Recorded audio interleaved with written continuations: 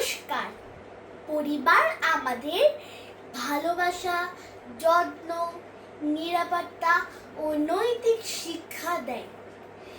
পরিবারের সদস্যরা একে অপরকে সাহায্য করে সুখ দুঃখ ভাগ করে নেয়।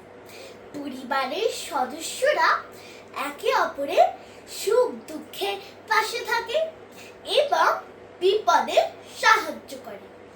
পরিবার দাদা, দিদি, ভাই, বোন, বাবা আর মা, ঠাকুরদা আছে আর আছে ঠাকুমা, বাবা, কাকা, জেঠু এরা নিজেরাও ভাই, পিসিদের ডেকে নিলে হব সব ভাই।